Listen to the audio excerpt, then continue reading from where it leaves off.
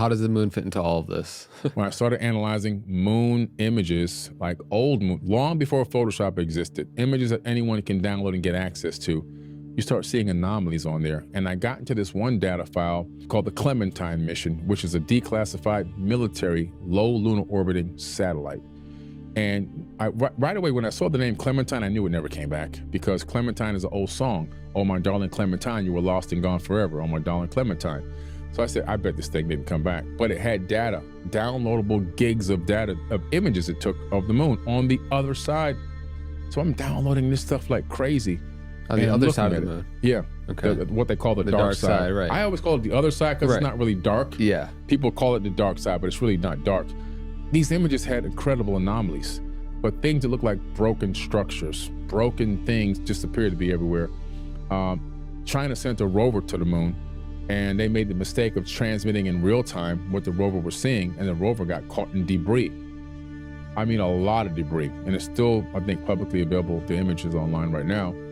And what was up there? I think even the whole moon mission was all about a reconnaissance mission to bring back pieces of what they saw may have been the remnants of an ancient civilization, which is why they showed you some part real and some part fake. Right. So you do believe that we actually did go to the moon? Oh yeah, we went to the moon. But there's a lot of footage that just looks super staged, like wind moving through a flag and all this stuff. The moon does have a very light atmosphere, believe it or not. It does hold it. It has water too. There's water on the moon. However, yeah, some parts were staged and some parts were real.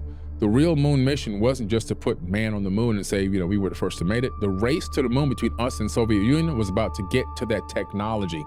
Who's going to be first to get, because we sent so many satellites around that moon before we ever went there. We even orbited the moon in a capsule before we decided to go, now we're going to land. So that Apollo 11 was a mission after many missions. Even the Mercury missions had occurred already. It was about who's going to get their hands on this ancient technology. Who's going to get their hands on this stuff? What can it be used? You know, the first thing they think about, how can we weaponize this stuff? That's the first thing they think about. What can we do to weaponize it?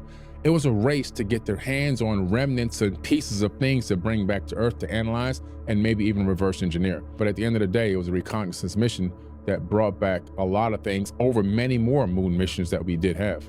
And right now, before they left, they put an array of satellites up there, and they operate on laser communications. And almost every day, we transmit from Earth to the moon a packet of data. Why are we sending packets of data to the moon? Like, why would we do that? Who's up there and why would we do that? In the declassified, it actually became through a Freedom of Information Act. Freedom of Information Act request on the black box from Apollo 11 mission